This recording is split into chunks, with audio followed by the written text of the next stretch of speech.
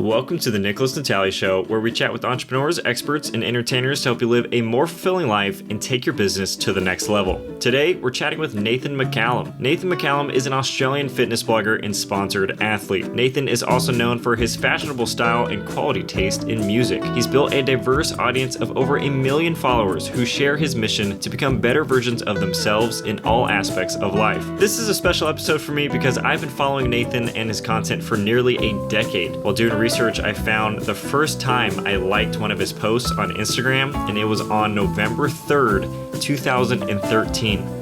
I've been along for the ride. Before we dive in, please subscribe on the podcast platform you're listening on and leave a 5-star review on Apple Podcasts and Spotify, and share this episode with a friend that you know would benefit from it. Believe it or not, your shares and reviews help me reach out to guests, which will in turn bring you more value on how to live a fulfilling life. Riddle of the week: what did baby corn say to mama corn? Stay tuned to the end of the episode to find out. That was the intro. Now here is the episode. Here's where I want to start.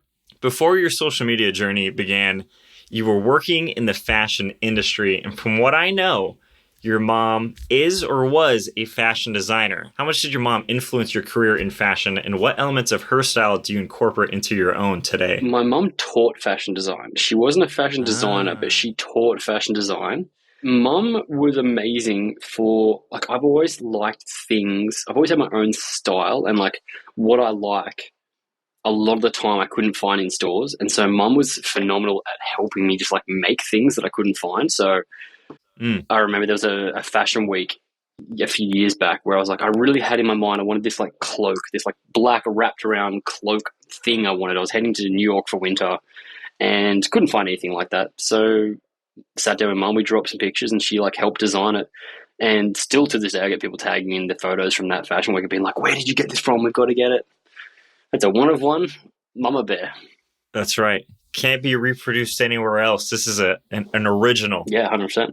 I've heard you say also that fashion allows you to say who you are without saying a thing, which I really like. What do you think your style says about you? Firstly, I can't take credit for that. I definitely read that somewhere and just thought it made sense, so I'm not going to take that one as my own. Yeah, I have a quite eclectic sense of style. I really like mixing it up. Think my style says that I take myself, I'm considered in everything I do. I don't just kind of rock up and just whatever happens, happens. I have put effort into how I present myself to the world, and that's a conscious thing. And even from the little details of I paint my nails because I think it's a fun, creative expression, and I don't want to take myself too seriously there. Hopefully that's the way I present myself, kind of says that a bit.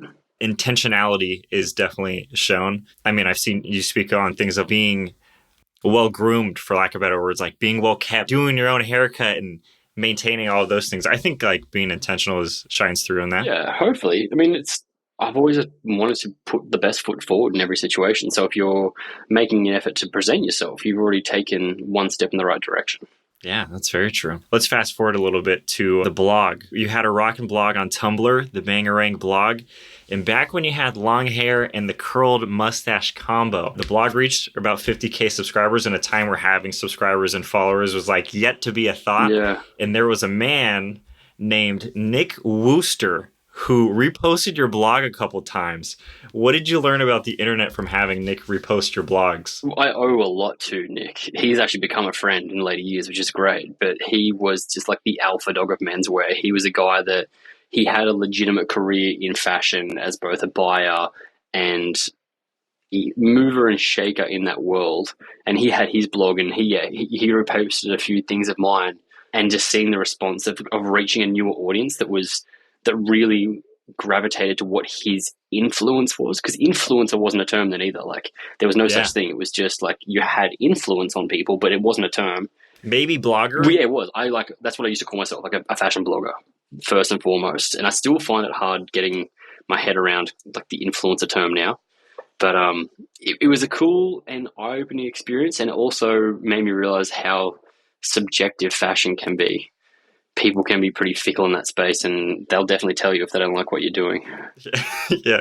Well, that's a good thing that it is subjective, because it's they may not like it, but if I like it and I feel comfortable in these clothes, then I can't be stopped for dressing the way I want to dress. Yeah, 100%.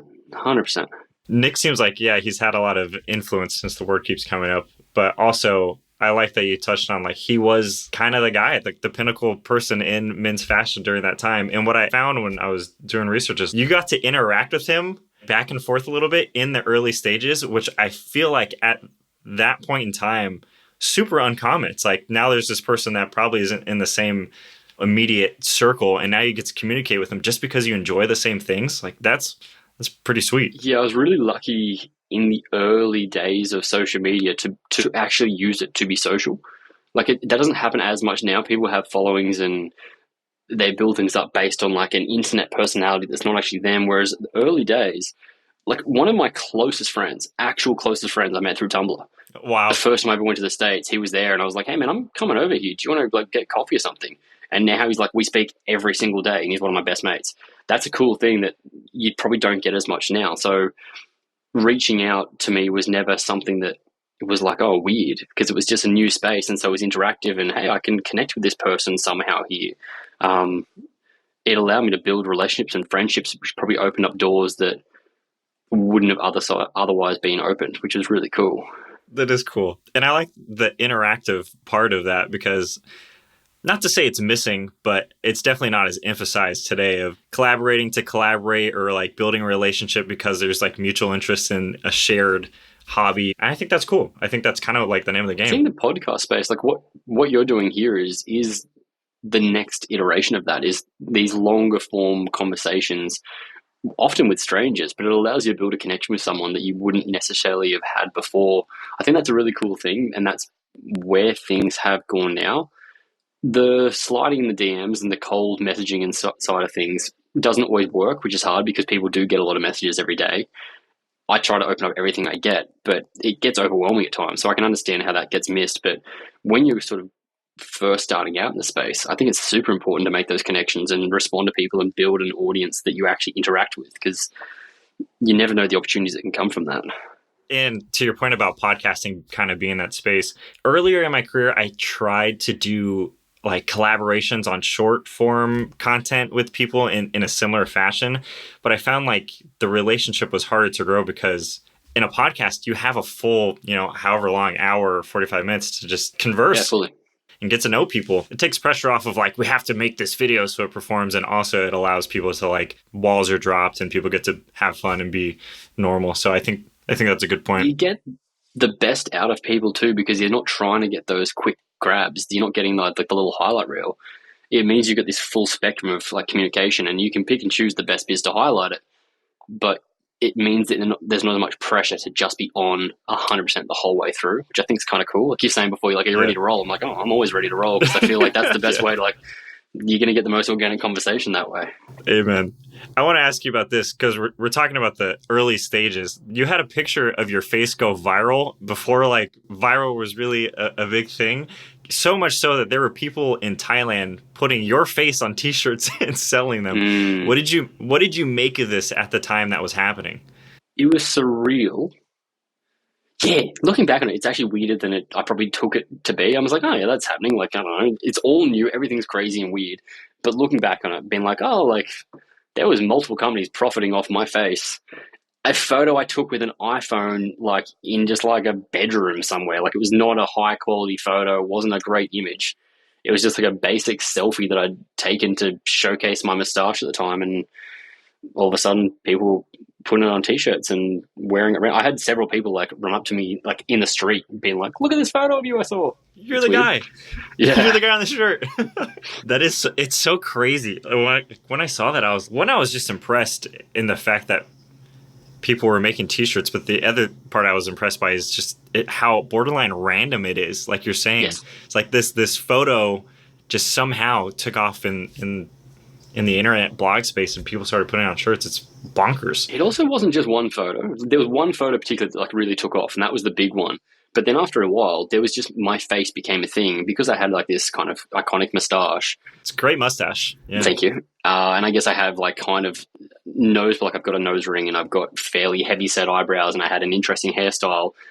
Companies then started just like getting rid of the rest of my features and just putting like, there was one shirt by Bershka. It's like a subsidiary of Zara. And they did exactly that. They had my mustache, my nose ring, my eyebrows and my hair. That was it. And there was like, they put that on a t-shirt. So it wasn't, I couldn't do anything to sue them because they changed the image enough. But they just like taken just the more iconic pieces of me and just put that on a t-shirt. And it was clearly me. Like, you look at me like, yep, that's just 100%. this photo without the images. Such a strange thing. Very strange. We'll move past those shirts and move on to another set of t-shirts. One of the first business ventures that hit the public's eyes that I found was the Cannibals. And I think it may have been referred to as Iron Cannibals before that. What's the backstory behind the Cannibals? You have done your research. That's something I don't remember talking about. Cannibals was me and my friends that had like a little skate crew. We used to go like bomb hills at night, just skating around being little hood rats. Nice. And the Iron Cannibals was actually like a t-shirt that I had. It was like a motorcycle style t-shirt thing. And it had like Iron Cannibal choppers or something on there. And so I must have been wearing it, one of it. And we're like, yeah, we're the Iron Cannibals skating. And then a friend of mine who was doing some artwork, I was like, oh, can you like do a picture for me? And I'll maybe put on a t-shirt or something. And then we just turned it into something. But I got rid of the iron just for copyright reasons. And makes sense. Had some fun with it. We did like a few artist collaborations. So like 3 artists did t-shirts for us that were like limited edition that had their artwork on it and stuff. I did a board short collaboration with another brand. And then after a while, my business partner in it, who was like the artist, he just got really busy with his graphic design work, and we sort of just like left it for a while. A fun little venture. And it's cool that I feel like those types of projects is like, we like this, we're going to make it happen. We're going to do it. And it wasn't all about business either. It was about fun. It was like, oh, cool, then we've got t-shirts to wear when we skate. Yeah. And that says a lot about the brand too, because, you know, you could see how much fun it was creating it and also being able to enjoy what you made wearing it while you're skating. Yeah, it was really fun. And it was a cool time, like where I live on the coast, it was like a real like renaissance of local art and creative. So there's like a cafe down the road here that did like a little art space once a month. They'd like dedicate it and people would put on like art shows in the cafe, and that was a cool thing to be part of. And so we sold t-shirts there, and that was really fun. That is cool. That's a good memory. Yeah. Are you still in touch with your old business partner? Yeah, he's now a full-time tattooist just down the road. So he's still doing the art thing. He's just doing it on people's bodies now. Nice. Have you been tatted yet? No, I'm clean skin. I'll stay clean. Oh, really? Yeah, I can't commit to anything. I can't commit to anything for that long. I really like tattoos. I love the art of it. But for me, I'm too fickle with like what I like. My taste changes too much. I think if I had got something tattooed on me, I'd probably regret it by now. Interests change real fast. And there's so much in life that feels permanent that's not. 100%. Yep, absolutely agreed. Let's talk about the point where you jump shipped from your full-time job into social media. And I want to know how difficult of a decision that was. But I believe, I'm going to take a shot in the dark here. I think you jumped ship from your job at General Pants. Is that a place in Australia? It's a retail type General store? Pants Co. Yeah, it's known as just General now, or GP. But yeah, I was working there as a visual merchandiser for quite a while. I was in the head office as like the state visual merchandiser, so I did like a lot of training and development stuff. And my boss at the time, who was the creative director, was an amazing human, a good friend. He was a fair bit older than me, but he was like a really, really easy to get on with kind of person and super supportive. And as my job, like I was good at my job. I'm proud of that. I was good at it. But as the blog side of things started taking off, I was due for a promotion and or a pay rise at least. And we sat down and I said, rather than paying me more, can I work less? So can I work 4 days a week? Oh, wow. I'll get the work done, but just like I'll do it over 4 days, and then I can have 1 day off to focus on this thing that's also growing. And he was amazing, and he approved that. And that was like the first real indication of me being like, oh, okay, cool, I can do something with this and grow it out a bit. So yeah, I owe a lot to him for that. What a great negotiation chip. Looking back, I don't really think about it being like me negotiating. I was just like, oh, I had an idea for him. What do you think about this? And just, yeah, to his credit, he was just like, yeah, we could look at that if you think you can get the work done. And I was efficient at my job, so it worked out really well. Dang, that's incredible. And this is the transition into doing more of the blog, right? This isn't transition into more of the Instagram side of things. When does that happen? When's the full It was kind of jump? all together. Yeah, Instagram and the blog were kind of growing at the same rate. There was a while where the blog was bigger than Instagram because Instagram really wasn't a thing to start with. But then as Instagram started to grow, a lot more focus went into Instagram, and I started getting more brand opportunity stuff through that. and had to learn how to negotiate that because that was an area that was just non-existent previously. I had a friend that was a fashion blogger, a girl, but there was no guys in the space. And so she introduced me to her management, and I did some stuff with them for about 6 months. And it was a good lesson for me to learn of like, okay, cool. Like there is money to be made here. I don't know how to do it. I don't know how to negotiate. I don't know what my value is, but I got to kind of like experiment and have fun with it, which was really cool. And to have like a space to do it. And I feel like that's a great time to be able to take those risks that aren't so, I don't know what the right word is, but maybe pressure, maybe not more pressure, but more idealized way of things, how they should be done. Like it was more, maybe more experimental. Yeah, it was definitely more experimental. I feel like now, due to things like TikTok, like people can get massive followings really easy and they can make a bit of money off it. I don't have management currently, so the TikTok world for me is so foreign. I do everything there for fun. There's no work in that at all. But from my like brand partnership side of things, there seems to be opportunities there. So I feel like it's easier to do that and make that more of a job. But I don't know whether it's less experimental because you kind of have to have your niche. That's what you do and that's your thing. Whereas I never subscribed to that notion. I've always been like, and I'm just going to do the things that I like doing. And if people come along for the ride, that's great. And I've been able to, thankfully, really successfully build businesses into the thing that I like doing, which is very lucky. I mean, it's incredible to be able to have your passions at the center of all of this. I'm curious about the stages of growth and what factors played into them, because I know from 50K to 250K, it seemed like it was super quick. But what about the other stages? Was it hardest to get to 50K? Was 500K to a million? How would you block out each of those stages and the factors that went into them? The first 50K was surreal and it wasn't something I was focused on because it wasn't a thing. People didn't have followings. There was a few people there that had like 100,000 followers, a lot of people to have. And so those early stages, having a following was just kind of like, oh, this is cool. Like there's just more and more people starting to follow me. Once I got from kind of 50, 60,000, I was more aware then of like, okay, what am I doing that's actually growing it? But there was also no real intention with it. I wasn't posting with like, okay, cool. Like I would post stuff I would never post now because I'd be like, that's just filler content. But back then you could do that. You could post stuff. You could post a quote on your Instagram that was just a black square with a quote and people would love it. Now I do that. It's getting no one interacting and no one's going to see it because it's not feeding into the algorithm. But from 50 to 250K, it just skyrocketed. It really grew up and I was growing thousands overnight. Like literally every day I was growing a couple of thousand. And it was a really weird time. And then the first big algorithm change became a thing. And I was at about 350,000 at that stage, maybe less. And it changed and I just stagnated. I just froze for 2 years where I just stayed the exact same. Like at least didn't grow or didn't shrink for like 2 year period. It just stayed the exact same. Oh my gosh. Jeez. Which was a weird thing. It was me. There was a time because TikTok wasn't existing yet. It wasn't like there was other platforms you can kind of grow on instead. It was just this weird thing where you're like, I don't know what I'm doing. I don't know how to change this. I'm just going to keep doing what I'm doing. And then COVID. Pre-COVID, I grew again. I don't know what happened, but something changed. I started growing again slowly. And then COVID happened and I boomed because I was doing fitness content at home and people were looking for a way of doing that. And I already was doing fitness, but people were looking for entertainment and education and information and inspiration. So I was kind of there doing those things anyway, and my following doubled in 2020.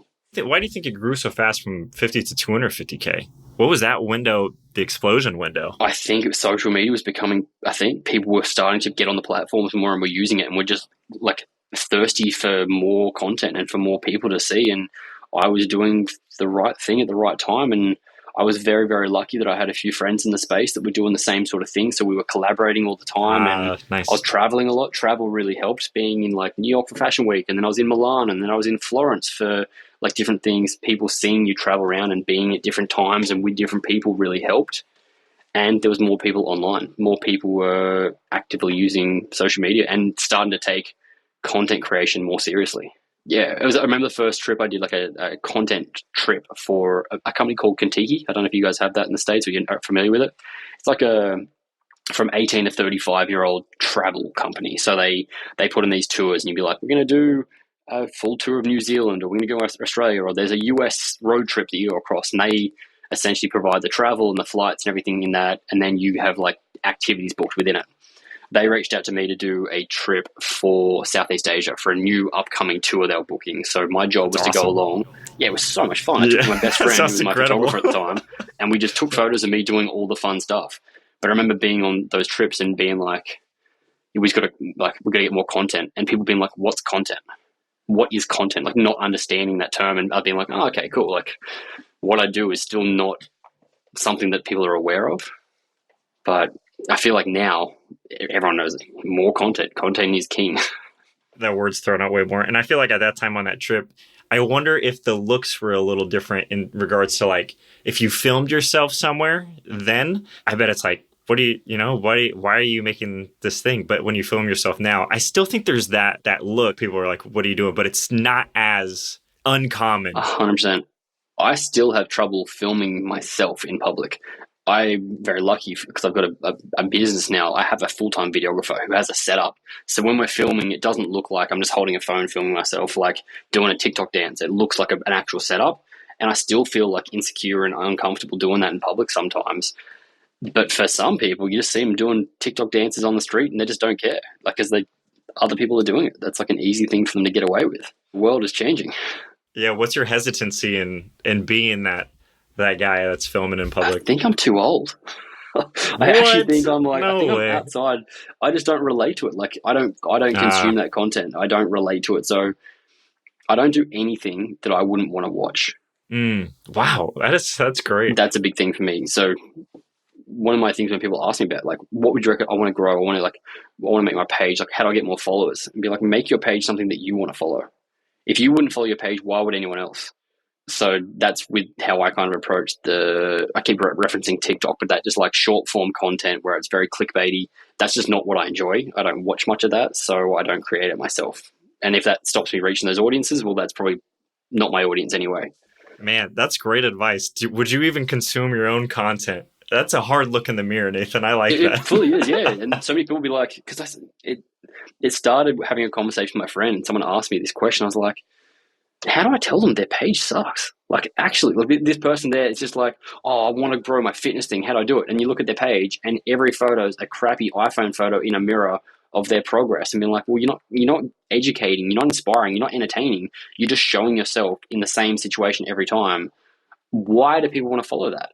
Unless they know you personally, how do you get new audiences to come in? Whereas if you kind of show yourself, here's where I was and here's where I am now. Here's the workout I did to do this. Here's what I struggle with. People can relate to that a bit more. It seems to be working. I've seen people have great growth from taking that advice. So focusing more on connecting with people rather than promoting themselves in a way, I almost feel like, or even like the breakdown that you gave, inspiring, educating, entertaining, some sort of value first rather than look at me and follow me because I want you to look at me and follow me. Yeah, 100%. And it becomes more than just like the ego of either I'm good looking or I'm muscular or I've got a good fashion sense, whatever it is, and becomes like, I'm going to help you in this way as well.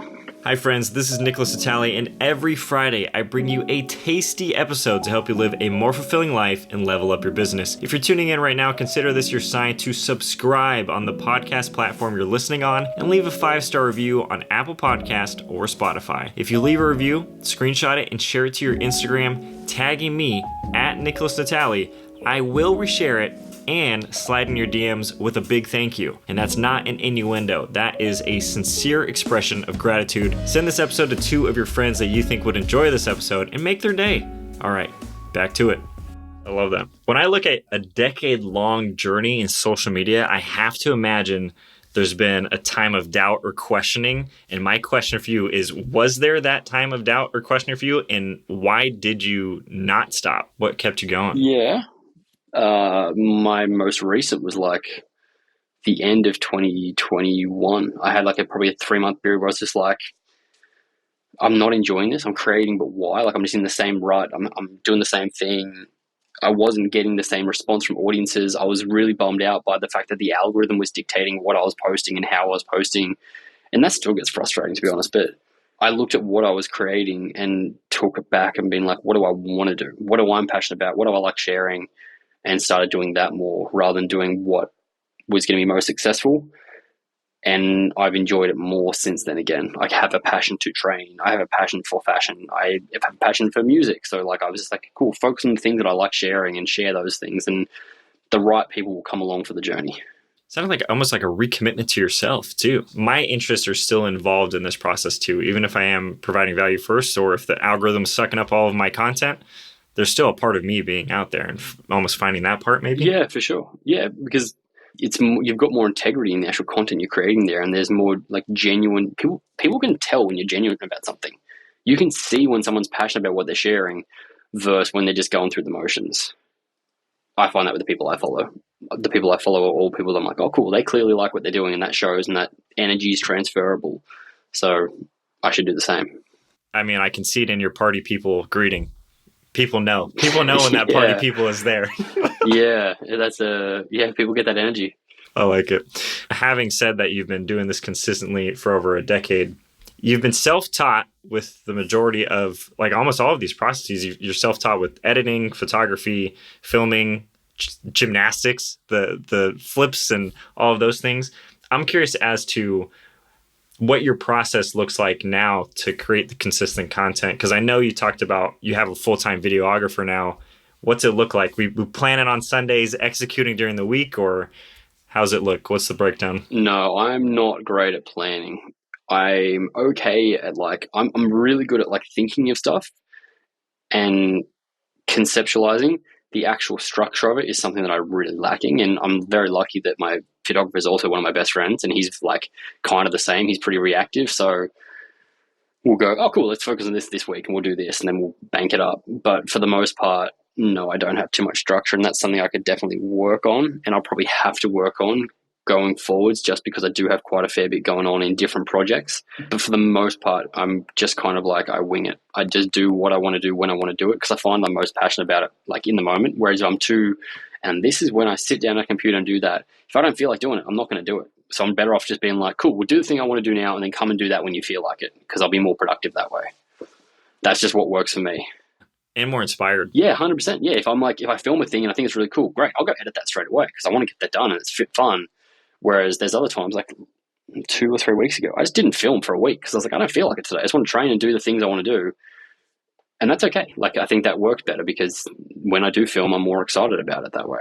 Yeah, exactly. Are you still in the editing process? Do you like to have, how much, is it more of like a creativity part of it? Or is it like, oh, I also want the control of the final look? How in the weeds are you? Oh, I edit most of my Instagrams myself. I edit almost everything myself. I've got, so the long form content, the breakdown, my music YouTube channel, that's a lot of work. So McGee, my videographer, works almost full time on that. Wow. Last year, for 11 months a year, we released 2 videos a day, 7 days a week. Oh my gosh. So it was a lot of filming and a lot of editing. So we filmed, put it on a drive, I'd give him the drive, and then he'd go through and edit the 14 videos for the week. And then I'd go and do the other social content that I was doing. Yeah, it was a lot. So I do most of the actual social stuff. Some of the I have ideas where I'm like, I want to do a workout in one spot and the camera's there, but there's 12 versions of me in the gym working out, and like layer them in. That's a pretty long process. So I'll give that to him and be like, you can work on this for the next 6 hours. I'm going to go and keep doing the other stuff that I need to do. No, I'm still very much involved. It sounds like you delegate when you need to delegate, and you take on what you want to take on, which sounds like the best of both worlds. As I said, I've got someone I trust completely, which helps. Like I can trust him to do the job. Like he knows me and what my vision for things is, so I can trust him to do that. And he's also got a great work ethic, so I don't have to follow up on him. Like if I go, hey, here's these things, he'll just get them done as soon as he can, which is really cool. Having that trust is important. That would be terrible if you're like, hey man, get these done, and then they were not done. That sounds like I've had that in the past with videographers, particularly that are crazy talented. Like my last videographer was the nicest dude. He was so talented. He did the best videos, but just working freelance wasn't his skill set. He didn't time manage well, and that was a really frustrating thing for me. And so in the end, we both sat down and he was like, I actually think I need to go get a job. Like, I not work for you. Like, get a full-time job, because I can't do this. Like, I clearly can't manage my time. I need to be in the office. And he's killing it now. He's doing a great job. And that's awesome. That's good for him. But it just did not work for me. Yeah, that takes some self-awareness to say that. I can respect being able to see it. It'd be one thing if he was just not meeting deadlines and be like, I don't know what you're talking about, Nathan. Yeah, fully. No, he was a good dude. He was a really good dude. That's good. Tell me this, Nathan. When did you first start replying to DMs in the shower? That's what I want to know. When did this become a habit? I've worked in the shower for like 7 years. I used to have a really big shower, and like it was just a time for me to be like, I used to edit everything on my phone. Every photo, everything used to be done on my phone, That just is because I wasn't wild. great at a computer. So like all the old Instagram photos, I'd like upload them to a computer, send them to my phone, and then do all the color grades and everything on there. So I used to just do it in the shower because it was like a good time to multitask. And then it became like that's just where I get things done now. So, because there's no distractions. That's all you're doing. It's just like, cool. I'll make this thumbnail. I'll do this stuff that's just here and now and multitasking. The hot water's good.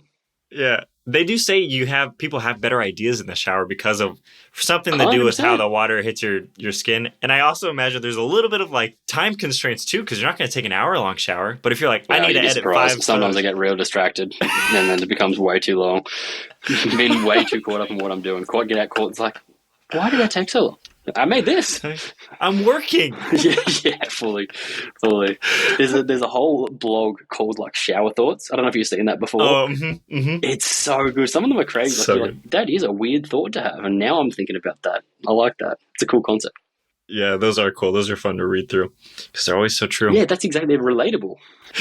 Let's talk about the offline portion of social media then. Did you ever feel like a necessity to be on all the time or be something that like wasn't 100% you? Yeah, for sure. I don't know if you can hear those dogs in the background. There's 2 yappy dogs next door that are just losing their minds right now.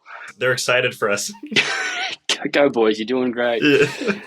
There was a time, particularly when it came to fitness, which I didn't realize at the time, but looking back on was like, oh, cool. Like I was so conscious, like I have to have abs 24/7. I have to be lean and ripped because that's what people want. And so I was stagnating my own personal growth for that. And that was a really hard thing to get out of my mindset of being like, in order to grow, you have to not look the exact same for a little bit here. That was something that took me a little bit to get past. But in terms of being on, I kind of am. Like what you see is pretty much what you get. I don't have to turn on for a conversation. If someone starts talking to me, like I'm just on, and they can film it if they want it to be the same thing regardless. That's good. Yeah. I probably have like a slightly heightened version, like the good morning party people thing. I turn that on a little bit. Like I give it a bit more energy, but that's just because it's kind of fun. Yeah. Yeah, 100%. Yeah. So there's definitely like a slightly elevated version of me, but at the end of the day, it's who I am. And I wouldn't be able to do it if I wasn't. Otherwise, it'd be non-authentic, disingenuous. Yeah. Was there ever a time where your online relationships had a negative impact on your like real life relationships? That's a good question. The online validation wears off pretty quickly. And because I was getting so much validation from the internet being like, you're amazing, you're so hot, you're this, whatever it was, which is lovely. But after a while, it just doesn't mean anything. But then because I was getting it there, the probably people around me didn't validate me and almost took it away from me, being like, they don't want to give you a big head, so they wouldn't compliment you or they'd like kind of neg you a little bit. And I had to like kind of say to my friends being like, it bums me out that you never acknowledge when I do something here. Like, cause I'm working really hard to try and like build something here. And it's kind of like, cool, do your thing, but never like, we're really proud of you. You've done great there. And that was a thing that I had to like really sit down and like go, oh, cool, that's actually affecting me, that I need validation from some people around me. Otherwise, it's just all intrinsic. And you start questioning yourself after a while, being like, why does no one around me care what I'm doing? And it was just a case of them being like, we don't want to give you a big head. I get that. Yeah. At the same time, it's the opposite effect of me. It's actually bringing me down a bit. That's a fascinating insight because I thought similarly too of just having the sheer number or amount of people playing into the effect of, I almost wondered if there was ever times where you would be in a real life relationship and being like, you know what, I don't need this because I have all of these other online people. But like you're saying, the online validation dissipates at some point and there's still that need for like I would say maybe like even a more intimate real life relationship Genuine where people know connection. you. Yeah, and that's exactly it. Because whilst I am very much myself online, you're only seeing portions of me at a time. You don't see the full thing. And so, like, Court, she sees all of me all the time, and she knows what I'm like, and she knows when I have those times where I'm like, I just need to, like, watch TV for a bit and chill out and not talk and just be down. And I'm not bummed out. I just want to be, like, relaxed. Other people don't see that. And they don't see, like, when you get a question and you've been asked that same question 30 times that day, I try to always answer in the same way, because I'm like, that person doesn't know that I've already answered this 30 times, but that can after a while be a little bit tiring. So yeah, it's the same thing when it comes to like the validation side of things. When you've heard it just text wise from someone you don't know, after a while it stops meaning anything, and it's like, thanks man, like I really appreciate that. And I still appreciate it, but it also doesn't have the same effect that having your mum say, I'm really proud of what you've done here. So Yeah, that's important. Something that I've curated as not a strategy, but maybe a philosophy for myself is always trying to keep at the top of my mind whose opinions really means something to me. Just being aware of those. So when somebody says something that isn't in that like top 7 opinions I value most, and if it is negative, I can have a more validation system of like, is that thing they said true? And if it is, I can take it. And if it's not, do I need to be concerned about that opinion? And then for everybody else that tells me something that I may disagree with, but they're in that important opinion circle, I'm like, okay, they said that to me for a reason, and it's because they are trying to breathe life to me, and that's something I can actually take on. I read a great quote that I'm now going to butcher, but it was something along the lines of, if you wouldn't go to someone for advice, why would you go to them for criticism? Like if you wouldn't go to someone and be like, hey, what do you think of this? And they just tell you, well, who cares? Because you wouldn't go to them to ask about it. They're just telling you their opinion.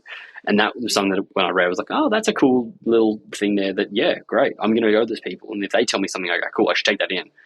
But if it's just someone telling me their opinion and I wouldn't have gone to them, well, then what does it matter? I sometimes think advice can be projections of insecurity or somebody's own limiting beliefs that they say to you in the form of advice. Let me see if I can think of an example. Like when I first started doing the podcast and I landed a guest that was outside my immediate circle, somebody was like, why don't you interview normal people? After I'd already like interviewed a bunch of my friends. And I think that was like them projecting. I don't think I can reach out to people that I don't know to have conversations with. That's why I don't think you should. And I think that was kind of like the advice somewhere in there. But I think that happens a lot. And the negative thing would be to like not analyze that advice and see if it's for me or it's a projection from them onto you. Yeah, for sure. That is like a pretty good example right there too, because that's exactly it. It's maybe projecting their own insecurities. And well, this is what I would do, which doesn't mean it's necessarily right for you. I guess it's learning to look at that holistically and go, I get what you're saying here, and here's what I take from that is relevant to me, rather than just like dismissing it altogether. Because I think I've had that in the past too, being like, no, I'm doing this way. This is like, I can be pretty like headstrong in what I want to do. And then sometimes being like, okay, well, this person does care about me and they do care about this. Maybe I need to listen to that because maybe they've got an insight for something that I'm just like dismissing too quickly. We all have our blind spots, and most of the time we're not going to know where they are until somebody points them out. So I agree with that. The full dismissal is a dangerous game. Yeah. In previous interviews, you've mentioned how as we grow up throughout life, friend groups change and they shift, and you could even go through a couple. Your business partner and best friend, Lane, you've known him since preschool. Yeah. How has your long-standing friendship with Lane played into how you do business together? I was talking about this morning with a friend of mine, because we have such an intentional relationship. Yeah, because we are such close friends, but we're also very different people, and the way we communicate is very different at times.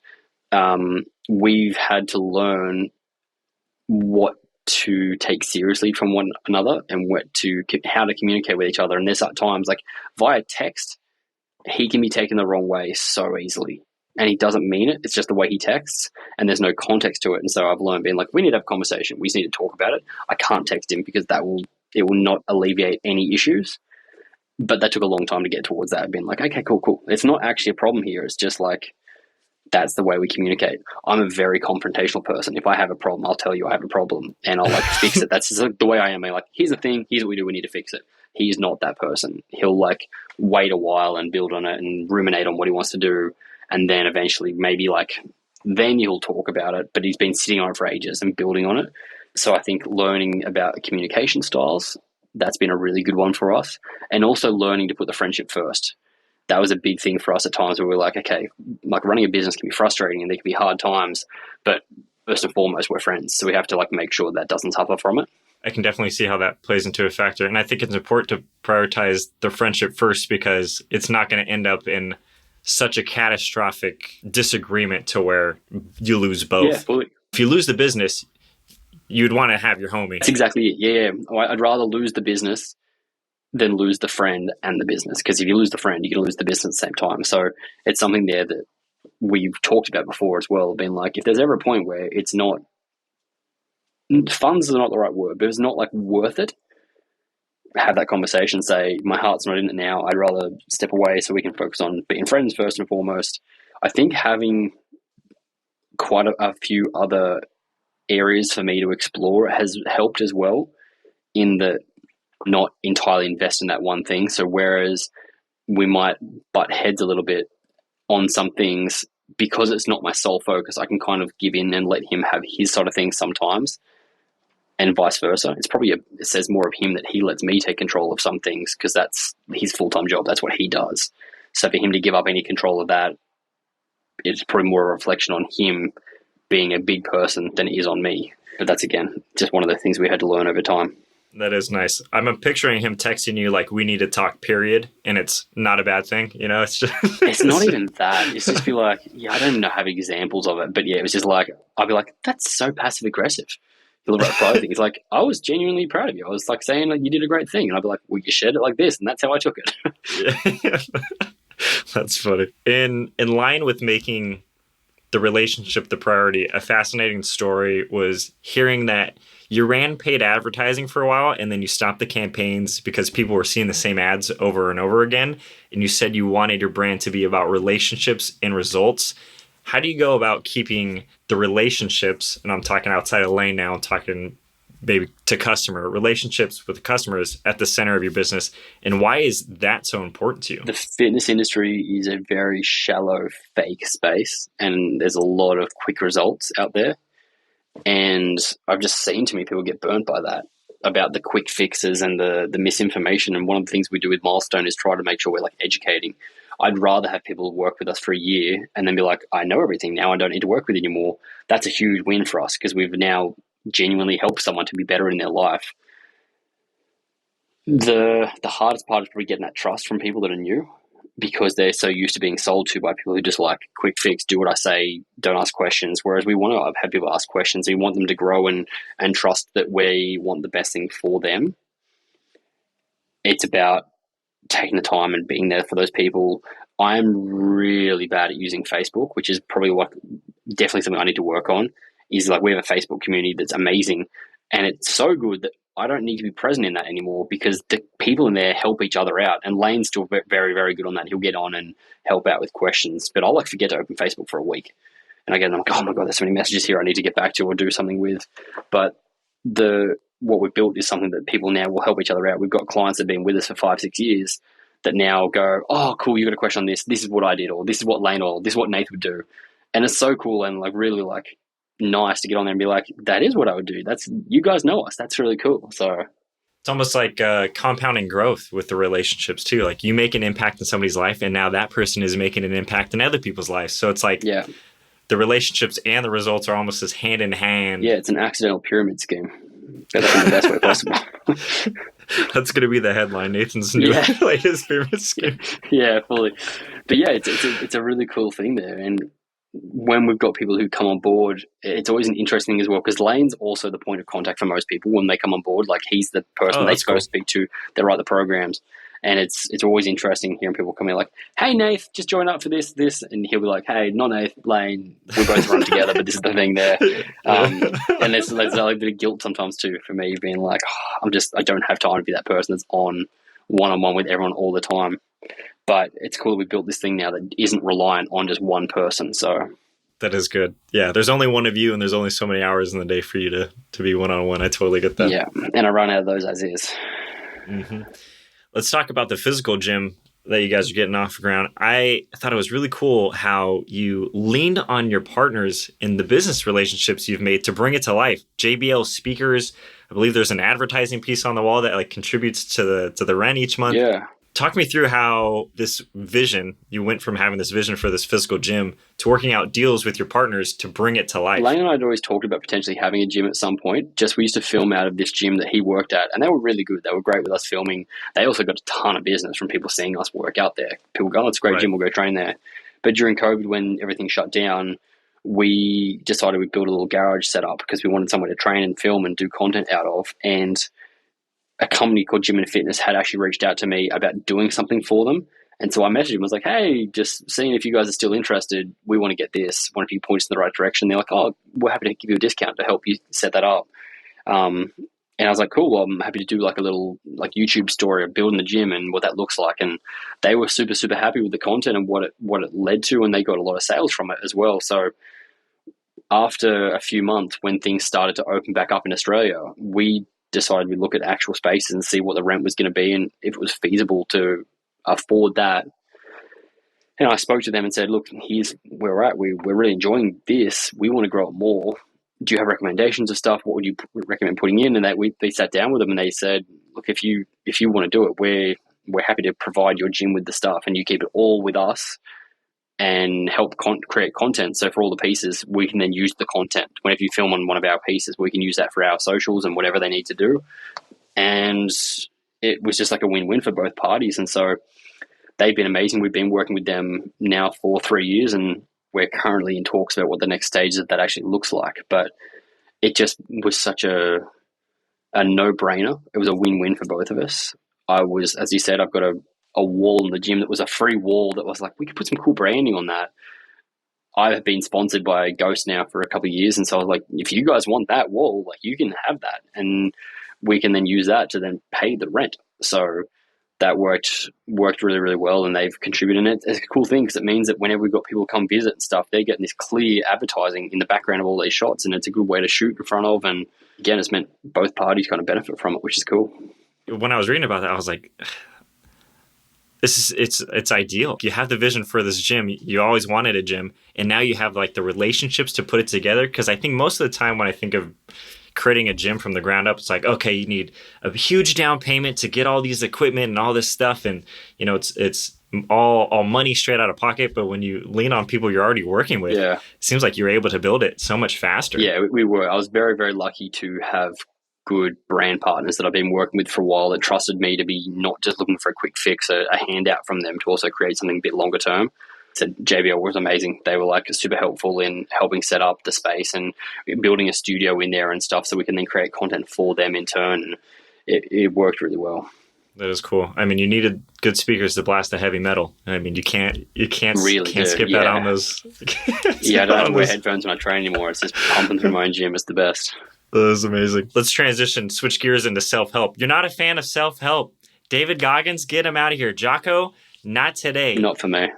I know growing up, though, your dad used to say, attitude is everything. I hated that growing up. Did it get instilled in you? I hated that saying. Yeah, but it was almost like I got it, but it was also like a begrudging thing. I definitely didn't take like, yeah, you're right, be positive. I had to be older to understand how relevant that was, and that I'd actually had become that version, but without necessarily that saying being at the forefront of my mind. The self-help thing, I understand why people do it, and I understand where they get the motivation from it. Some people really need that like extrinsic force to get them kicked into gear. I think I just have such high energy levels, and I just am constantly going and thinking of the next thing. And like creativity's never been something I'm running out of. I've got so much going on that I want to do that I can't be lazy. I can't be sitting back and just waiting for things to happen because I've got too many things that I actually just want to make happen. So I'm just going to go do them myself. It's not that the self-help books wouldn't help. Like there's Atomic Habits, that book. Mm-hmm. Yeah. James Clear. The little 2-minute rule from that. That's something that I love. I think that's a great thing. I haven't read the book. I was listening to a podcast and they mentioned that thing and I was like, oh, I like that. I'm going to do that just for because that's a great way for me to be like, yeah, 2 minutes. I can spare 2 minutes to do that thing because I am a busy person. And so that to me was like, I'm not against all advice from that sort of thing. It's not something I'm actively going out and seeking because I don't get enjoyment out of that. And it doesn't inspire me to do something more because I'm kind of already doing a lot of it. Where does your intrinsic drive stem from? Is it just because you have an inkling to do so many things and you're like, I just got to do it? But I also feel like there's people that want to have a lot of passions and then they don't follow through. Where's the drive come from? There's a difference between wanting to have a lot of passions and just having a lot of passions. I have a lot of things that I'm just so genuinely interested and passionate about, and I like doing. A friend of mine recently, who I'm currently training for an ultra marathon, running a 50K trail in the mate of mine that I'm doing it with, should be fun, also challenging. But the mate I'm doing it with, we just started running as like a social thing. Like, he was running and got better at running, and he invited me along, being like, you want to come for a run this day? And I was like, sure, I'll come and run and hang out. I didn't like running. Anyway, one day doing this like 15K run, whatever it was, and he was like, would you be doing this if I didn't ask you? And I was like, oh, definitely not. Like, I'm only doing this because I wanted to hang out with you. I'm enjoying doing it. I like the challenge of it. But for the forefront for me is, oh, cool, this is good hangout time with my mate. And now it's become, we're doing a very lot of running and training for that sort of thing. But I'm just kind of up for things. And I say yes to opportunities. That's where I think my biggest advice for people is, like, say yes to things and just like give it everything you got. You're never ever going to go in something that you've worked out really hard at and be like, oh, that sucked. There's some sort of reward from it, and whether you like succeed or you learn. And I think that's something that people are too afraid of. Like, oh, I don't want to do that and work really hard at it because what if it fails? Well, then you learn something from it, you grow from it. But I've never been afraid of that. It's always been just like, yeah, cool, something cool could happen from this, so let's give it a go.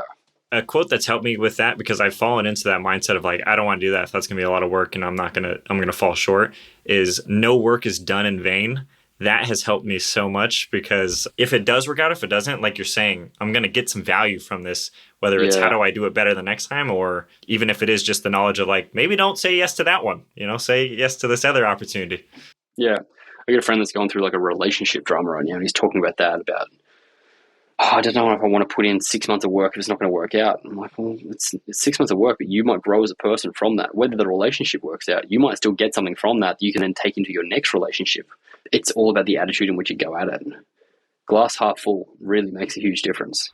Yeah, it does. Nathan, we are rapidly approaching the final question of the podcast. You made it. But before we do, I want to acknowledge you for all that you're doing. I think what we talked about at the beginning about your intentionality is very true. And something I appreciate about you is that you are intentional with people and keeping people a part of this digital environment that we're all kind of living in, but you're making it personal and you're connecting with people. And I love how you touch on like relationships and results that are important to you because it makes an impact on people's lives.